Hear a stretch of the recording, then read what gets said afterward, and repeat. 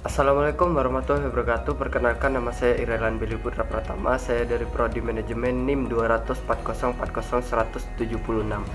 Kali ini saya akan menjelaskan tentang yang pertama, konsep dan urgensi konstitusi dalam kehidupan berbangsa negara Indonesia. Yang kedua, membangun argumen tentang dinamika dan tantangan konstitusi dalam berbangsa negara Indonesia. Dan yang ketiga, mendeskripsikan esensi dan urgensi konstitusi dalam kehidupan berbangsa negara Indonesia. Ya, kali ini saya akan menjelaskan tentang materi yang pertama, yaitu konsep dan urgensi konstitusi dalam kehidupan berbangsa negara Indonesia.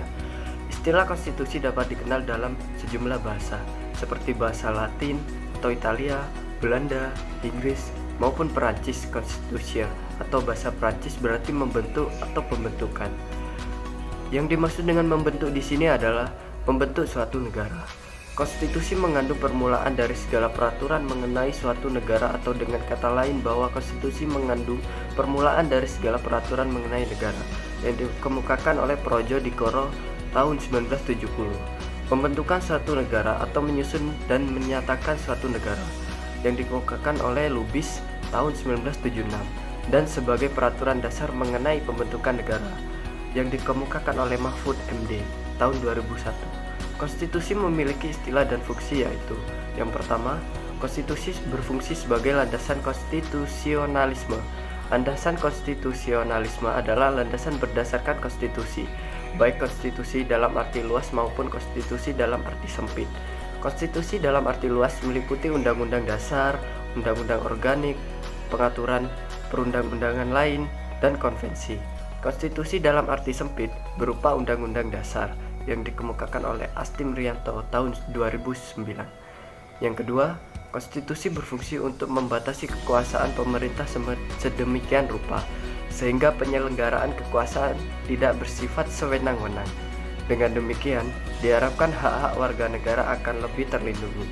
Gagasan ini dinamakan konstitusionalisme, yang oleh Karl Joachim Friedrich dijelaskan sebagai gagasan bahwa pemerintah merupakan suatu kumpulan kegiatan yang diselenggarakan oleh atas nama rakyat, tetapi yang dikenalkan beberapa pembatasan yang diharapkan akan menjamin bahwa kekuasaan yang diperlukan untuk pemerintahan itu tidak disalahgunakan oleh mereka yang mendapat tugas untuk memerintah.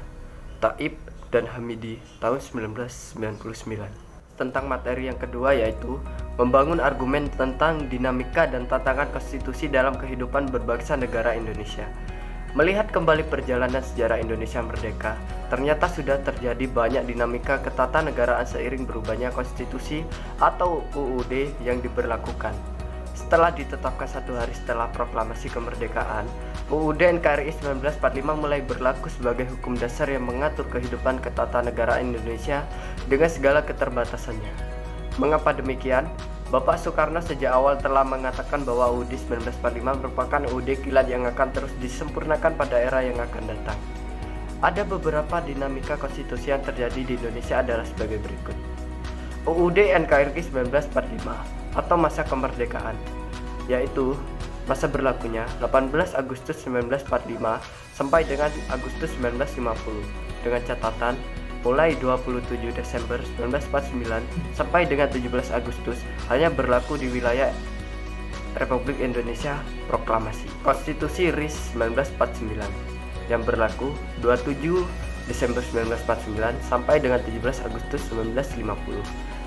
UUDS 1950 yang berlaku 17 Agustus 1950 sampai dengan 5 Juli 1959. UUD NRI 1945 atau masa Orde Lama yang berlaku 5 Juli 1959 sampai dengan 1965. Pada pertengahan 1997, negara kita dilanda krisis ekonomi dan moneter yang sangat hebat. Krisis ekonomi dan moneter yang melanda Indonesia ketika itu merupakan suatu tantangan yang sangat berat. Akibat dari krisis tersebut adalah harga-harga melambung tinggi, sedangkan daya beli masyarakat terus menurun. Sementara itu nilai tukar rupiah terhadap mata uang asing, terutama dolar Amerika, semakin merosot. Menyikapi kondisi seperti itu, pemerintah berusaha menanggulanginya dengan berbagai kebijakan. Pemerintah sudah tidak mampu lagi mengendalikan keadaan. Maka pada 21 Mei 1998, Presiden Soeharto menyatakan berhenti dari jabatannya. Berhentinya Presiden Soeharto menjadi awal era reformasi di tanah air. Ya, kali ini saya akan menjelaskan materi yang terakhir, yaitu mendeskripsikan esensi dan urgensi konstitusi dalam kehidupan berbangsa negara Indonesia.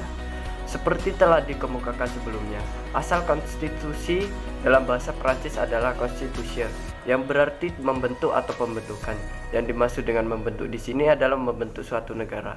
Oleh karena itu, konstitusi berarti menjadi dasar pembentukan suatu negara. Dengan demikian dapat dikatakan tanpa konstitusi, negara tidak mungkin terbentuk. Konstitusi menempati posisi yang sangat krusial dalam kehidupan ketatanegaraan suatu negara. Hamid S. At-Tamimi berpendapat bahwa pentingnya suatu konstitusi atau undang-undang dasar adalah sebagai pemberi pegangan dan pemberi batas, sekaligus tentang bagaimana kekuasaan negara harus dijalankan. Dalam negara modern, penyelenggaraan kekuasaan negara dilakukan berdasarkan hukum dasar atau konstitusi. Dengan demikian, konstitusi mempunyai kedudukan atau derajat supremasi dalam suatu negara. Yang dimaksud dengan supremasi konstitusi adalah konstitusi mempunyai kedudukan tertinggi dalam tertib hukum suatu negara. UUD NKRI 1945 sebagai konstitusi negara. Indonesia memiliki kedudukan sebagai hukum tertinggi dan hukum dasar negara. Sebagai hukum tertinggi negara, UUD NKRI 1945 menduduki posisi paling tinggi dalam jenjang norma hukum di Indonesia sebagai hukum dasar. UUD NKRI 1945 merupakan sumber hukum bagi pembentukan peraturan perundang-undangan di bawahnya. Sekian dan terima kasih. Itulah materi yang bisa saya sampaikan. Jika ada salah kata, mohon dimaafkan. Wassalamualaikum warahmatullahi wabarakatuh.